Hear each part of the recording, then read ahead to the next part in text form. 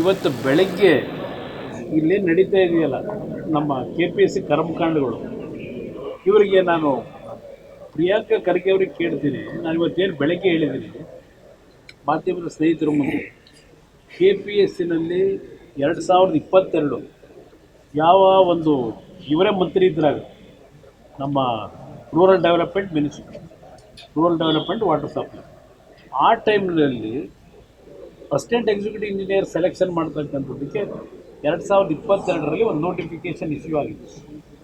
BJP ಸರ್ಕಾರ ಇತ್ತು.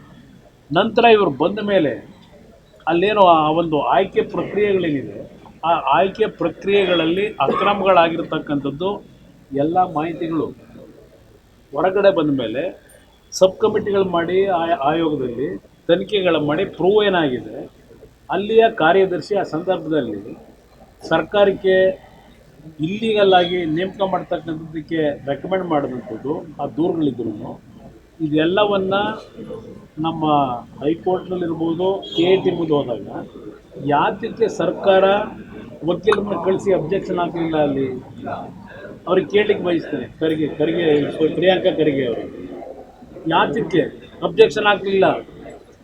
FIR ಹಾಕಿಲ್ಲ ಅಂತ ಹೇಳಿದ್ದಾರೆ. ಇವತ್ತು ಮತ್ತೆ ನಾನು ಹೇಳಿದ ಮೇಲೆ FIR ಯಾಕೆ ಹಾಕಲಿಲ್ಲ? ಎಷ್ಟಕ್ಕೆ FIR ಹಾಕಿದ್ರಿ?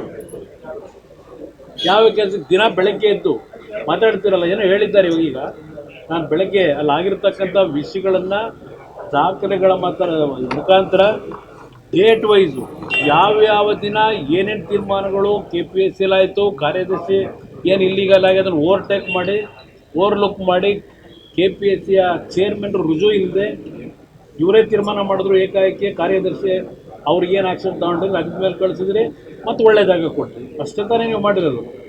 FIR ಹಾಕಿಲ್ಲ ಅಂತ ಹೇಳ್ತೀರಿ. ಯಾಕೆ ಹಾಕಲಿಲ್ಲ FIRನ? ಯಾವ ಕಾರಣಕ್ಕೆ FIR ಹಾಕಲಿಲ್ಲ? ಆ ವಿಷಯದಲ್ಲಿ ವರದಿ ಬಂದಿಲ್ಲ, FIR ಹಾಕಿಲ್ಲ. ನಾನು ಅದಕ್ಕೆ ಅಂತ ಹೇಳ್ತೀರಿ. ಸಿಕ್ಕಿದ್ದಕ್ಕೆಲ್ಲ FIR ಹಾಕ್ತಿರಲ್ಲಪ್ಪ. ಊರಿನವರೆಲ್ಲ ಎಲ್ಲೆಲ್ಲಿಂದ ಕರೆಸ್ಕೊಂಡು ನಿಮಗೆ ಬೇಕಾದಾಗ ಮ್ಯಾನಿಪುಲೇಟ್ ಮಾಡಲಿಕ್ಕೆ FIR ಹಾಕ್ತಿರಲ್ಲ. ಇದಕ್ಕೆ ಯಾಕೆ ಹಾಕಲಿಲ್ಲ? ದೂರು ಬಂದೆಲ್ಲನೂ ಪ್ರೂವ್ ಆಗಿದೆ. ಬಹುಶಃ ಇವತ್ತು ಆ ಇಲಾಖೆಯಿಂದ ಗೃಹ ಇಲಾಖೆಗೆ ಇವರು ಖಾತೆ ಮರು ಹೊಂದಾಣಿಕೆ ಮಾಡ್ಕೊಳ್ಳಿಕ್ಕೆ ಮರುವಂಚಿಕೆ ಆದಾಗ ಈ ಅವರ ಹಿಂದೆ ಇದ್ದಂಥ ಇಲಾಖೆಯಿಂದ ಗೃಹ ಇಲಾಖೆಯನ್ನು ಪಡೆದಿರ್ತಕ್ಕಂಥದ್ದು ಬಹುಶಃ ಆ ಒಂದು ಹಗರಣವನ್ನು ಮುಚ್ಚಾಕೊಳ್ಳಿಕ್ಕಿರ್ಬೇಕು. ಇವರು KPSC ಹಗರಣ ಮುಚ್ಚಾಕೊಳ್ಳಿಕ್ಕೆ ಇವರ ಇಲಾಖೆಯಲ್ಲಿ ಇಂಜಿನಿಯರ್ಗಳನ್ನ ಸೆಲೆಕ್ಟ್ ಮಾಡೋದಲ್ಲ, ಆ ಒಂದು ಅಕ್ರಮವನ್ನು ಮುಚ್ಚಾಕೊಳ್ಳಿಕ್ಕೆ ಇವತ್ತು ಗೃಹ ಇಲಾಖೆ ತಗೊಂಡಿದ್ದೀರಾ?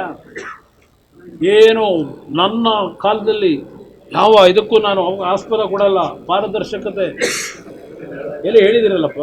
ಇವತ್ತು ನಿನ್ನೆ ಹೈಕೋರ್ಟಲ್ಲಿ ಏನು ಚಾಟಿ ಬೀಸವ್ರೆ? 3 ತಿಂಗಳಾಗಿದೆಯಲ್ಲಪ್ಪ ಗೃಹ ಇಲಾಖೆ ಸಚಿವರಾಗಿ.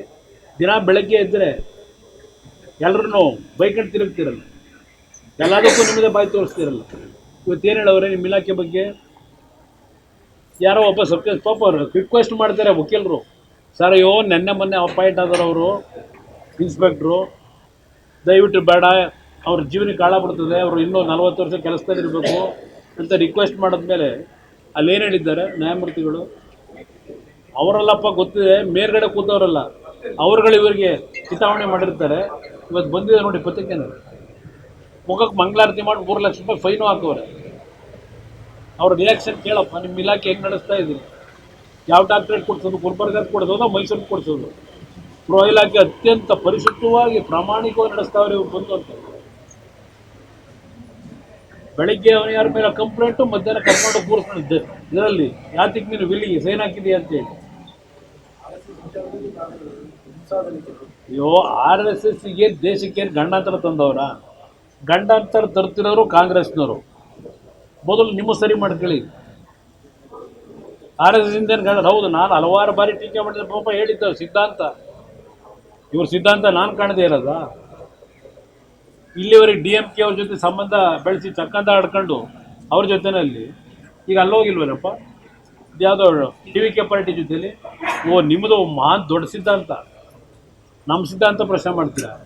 ಇದನ್ನು ಇವ್ರ ಬಗ್ಗೆ ಇವ್ರು ಮಾಡಿರೋ ಅಕ್ರಮದ ಬಗ್ಗೆ ನಾನು ಹೇಳಿದ್ರೆ JDS ಇವರ ಹೆಸರನ್ನ ಹೇಳ್ಕೊಂಡು ನಾವು ಪಕ್ಷ ಕಟ್ಟಬೇಕಂದ್ರೆ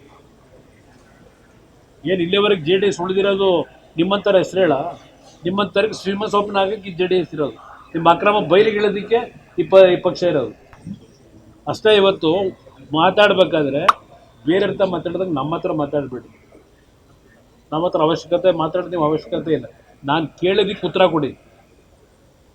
ನಾನು ಒಬ್ಬ ವಿರೋಧ ಪಕ್ಷದ ಸದಸ್ಯನಾಗಿ, ಒಂದು ಪಕ್ಷದ ಅಧ್ಯಕ್ಷನಾಗಿ, ನಿಮ್ಮಲ್ಲಿ ನೀವು ಮಾಡಿರ್ತಕ್ಕಂಥ ನೀವಿದ್ದಂಥ ಇಲಾಖೆನಲ್ಲಾಗಿರೋ ಅಕ್ರಮದ ಒಂದು ವಿಷಯ ಗೊತ್ತಿದ್ದು ಮುಚ್ಚಿಟ್ಟಿದ್ದೀರಲ್ಲ ಇಲ್ಲಿವರೆಗೆ, ಅದಕ್ಕೆ ಎನ್ಕರೇಜ್ಮೆಂಟ್ ಕೊಟ್ಟಿದ್ರಲ್ಲ, ಅದಕ್ಕೆ ಉತ್ತರ ಕೊಡಿ. ಬೇರೆದೆಲ್ಲ ಆಮೇಲೆ ಮಾತಾಡೋಣ ಚುನಾವಣೆ ಬಂದಾಗ.